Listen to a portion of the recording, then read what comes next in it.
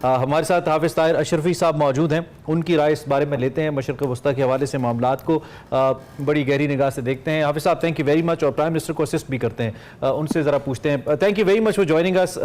हमारे लिए ना तो मौजू नया है, ना तो इसके ऊपर बात करना, और ना इसराइल का वो रवैया नया है जो अपनाया हुआ है, लेकिन ये जो एक हक समझ लिया इसराइल ने फ़लस्तीन के ऊपर अपनी जारियत को नाफिज करना और मुसलसल वहाँ पे मजलूम ख़वातीन और बच्चों को निशाना बनाना, बैनुल-अक़वामी दुनिया का रवैया इस पर यकीनी तौर पर काबिल रहम है। क्या अक़वाम मुत्तहिदा और सलामती कौंसिल और दीगर इदारे इस वक्त अपने इख्तियारात खो चुके हैं, सरेंडर कर चुके हैं इसराइल के सामने कि वो कुछ नहीं कर पा रहे, या महज या आपको लगता है किसी प्लानिंग का हिस्सा है कि कहते हैं ना कि अंदर से खाई जाए ऊपर से रोला पाई जाए, पंजाबी में कहते हैं, ऐसी सूरत हाल है कि ऊपर ऊपर से कहे जाए और अंदर से जो है वो चलने दो?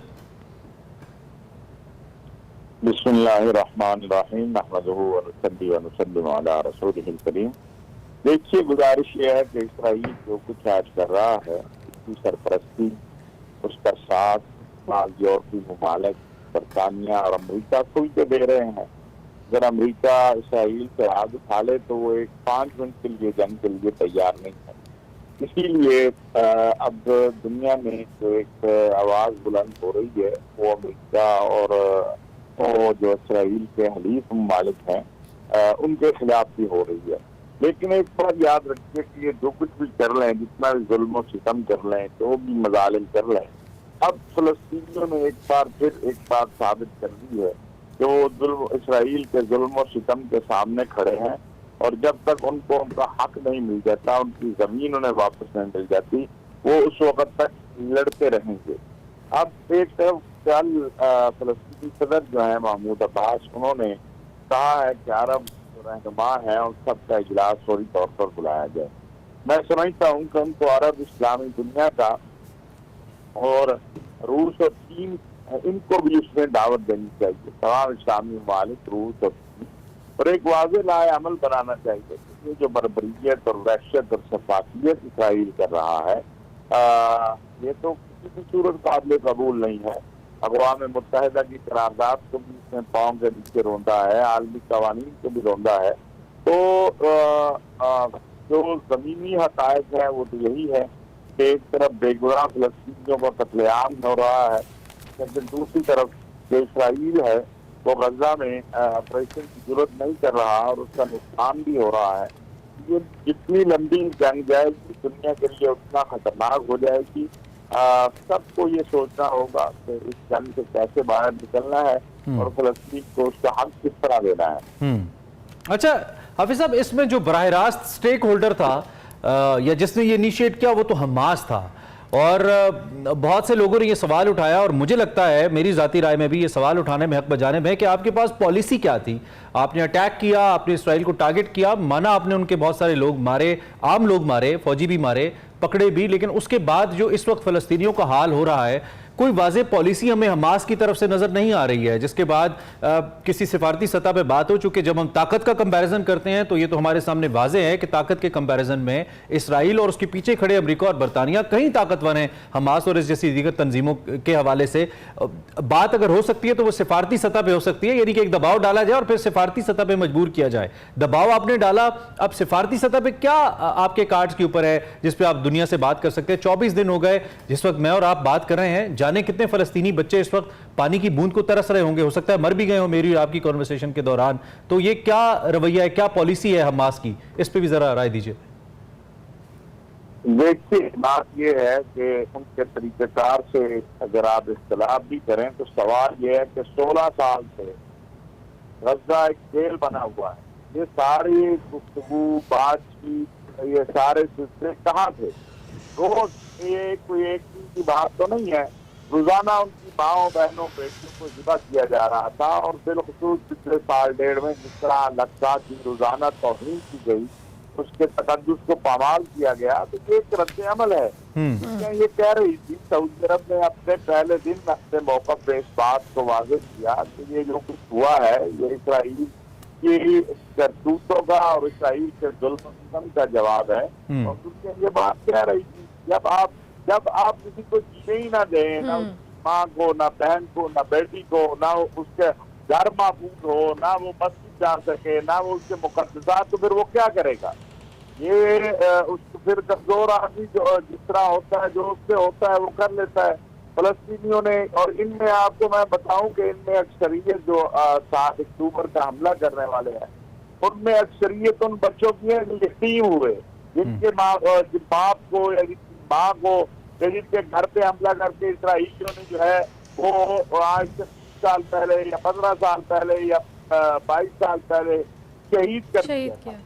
ये जब कमजोर जो उसके बस में होता है वो करता है, और 16 साल से अगर किसी को गजा की जेल नजर नहीं आती और उनको हमास का ये अमल नजर आता है, तो पहले उनको अपनी हालत ठीक करनी चाहिए।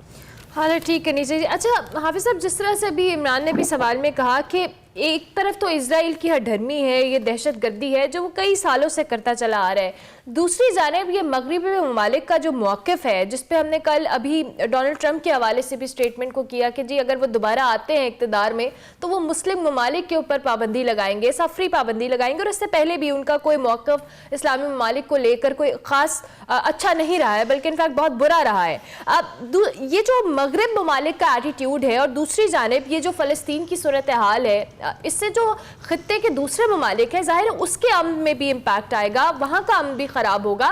तो इस पे जो सीज़ फायर की बार बार मुतालबा किया जा रहा है या गौर करने की बात की जा रही है, आलमी इदारों से कहा जा रहा है, तो ये कोई सोल्यूशन की जानिब जाता हुआ बज़ाहिर नज़र तो नहीं आ रहा। देखिए, बात यह है कि ये खाली इस्लामी ममालिक इससे मुतासिर नहीं होंगे, यूरोप, अमरीका, बरतानिया भी इससे मुतासिर होंगे। वो शिद्दत पसंद तंजीमें जो आहिस्ता आहिस्ता कमजोर हो रही थी इन वाकयात में, उनको फिर एक बार ताकत दी है।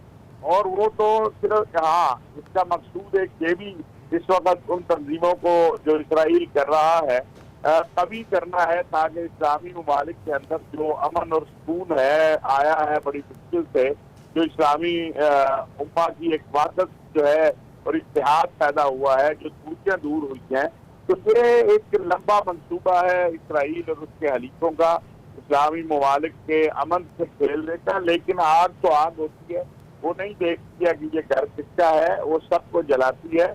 इससे जो शिद्दत आएगी और जो इस जुल्म व सितम के नतीजे में रद्द अमल होगा उसके नताइज बड़े खौफनाक हो सकते हैं। अच्छा, एक तो फारबुल आप हमारी इतला के मुताबिक आप इस वक्त भी आप मक्का मुकर्रमा में मौजूद हैं। एक तो हम इन ममालिक की बात करें ना जो चाह के आंखें चुरा रहे हैं, जिनको जो देखना ही नहीं चाह रहे हैं, वो अच्छा ही उनका काम नहीं कर रहा। जैसे हम अमेरिका की बात करें या ऋषि सोनक बरतानिया की हम बात कर रहे हैं, लेकिन कुछ ममालिक तो ऐसे हैं जिनके कंसर्न्स भी हैं, जिनका रोल भी है। जैसे मैं सऊदी अरब का नाम ले लेता हूँ। सऊदी अरब का बड़ा अहम रोल है और सऊदी अरब ने हमेशा अपना मौक़िफ़ वाज़े रखा है इस सूरत हाल के ऊपर, और सऊदी अरब के पास एक ताकत भी है वसाइल की सूरत में, इस इलाके में अपनी प्रेजेंस की सूरत में। क्या ये ममालिक अपना ड्यू जो रोल है वो प्ले कर पा रहे हैं? इनको प्ले करने में कोई मसाइल आ रहे हैं? और क्या ये ममालिक अगर अपना ड्यू रोल प्ले कर पा रहे हैं तो उसका फिर असर हमें क्यों नहीं नजर आ रहा? इसकी बुनियादी वजह आप क्या देखते हैं? देखिए, पहली बात यह है कि मेरा ख्याल है ये पहली मर्तबा है कि मुस्लिम ममालिक में जो बड़े ममालिक हैं, तुर्की है, सऊदी अरब है, ईरान है, मिस्र है, पाकिस्तान है, ये एक जगह एक मौक़िफ़ के ऊपर खड़े हैं कि अब मसले का हल सिर्फ एक है और वो एक आजाद मुख्तार फलस्तीनी रियासत का कयाम है। सऊदी अरब इस पर लीड कर रहा है। लाज़िम बात है कि सऊदी अरब इस वक्त इस्लामी ताउन तंजीम का सरबराह भी है और अल्लाह ताला ने उनको हरमैन शरीफैन की सरजमीन दी है। तो सऊदी अरब मुसलसल सफारती सतह पे भी, और आपने देखा है कि जो अंदाज, जो रवैया सऊदी अरब ने वज़ीर ख़ारिजा अमरीका के साथ अपनाया है, और उसके बाद आप देखें सऊदी वज़ीर ख़ारिजा तसलसल के साथ कल रात भी मेरा ख्याल है कि उन्होंने 4 या 5 सिर्फ ज़राए ख़ारिजा से मुख्तलिफ ममालिक के बातचीत की है। और मेरी ये इत्तला है कि सऊदी अरब के जो वज़ीर दिफा है, जिनका बहुत ज्यादा असर है और वो समझते हैं अमरीका, बरतानिया, और इनको वो भी इस वक्त अमरीका पहुंच चुके हैं और अमरीका के बाद वो बरतानिया जा रहे हैं। तो सऊदी अरब इस कोशिश में है कि खित्ते में जंग जो है वो आगे बढ़ने की बजाय मुज़ाकरात को आगे बढ़ाया जाए, और जो एक सिमत में जा रहा था सऊदी अरब और दीगर इस्लामी अरब ममालिक से एक आजाद मुख्तार फलस्तीनी रियासत का कयाम, उसको हासिल किया जाए। लेकिन सऊदी अरब बहुत वाज़ेह है, बड़ा क्लियर है, कुवैत बहुत वाज़ेह है, कतर बहुत वाज़ेह है, तुर्की, ईरान, पाकिस्तान, ये सारे जो ममालिक आपको इस वक्त मिस्र है, ये पहली मरतबा हमें नजर आ रहा है कि एक ऐसा मौकफ पर सब एक है। और आप देखेंगे, मुझे ये लग रहा है कि अगले चंद दिनों के अंदर जो है इस्लामी सरबराही ठीक है हाफिज साहब अरब सरबराह कॉन्फ्रेंस जी, वो आप देखेंगे इंशाअल्लाह। और अल्लाह करे कोई नतीजा निकले। हाफिज साहब, लम्हा फिक्रिया तो ये है कि सभी ममालिक including Pakistan, Saudi Arabia, Turkey, कितने बड़े बड़े नाम हैं, ईरान, इराक, जिनका आप नाम ले रहे हैं, कतर, वर्ल्ड रिसोर्सेज इनके पास हैं, उसके बावजूद the least they can do is के सीज फायर के लिए अपना प्रेशर बिल्ड करें। कोशिश तो यकीनी तौर पे कर रहे हैं, इसमें कोई शक नहीं है।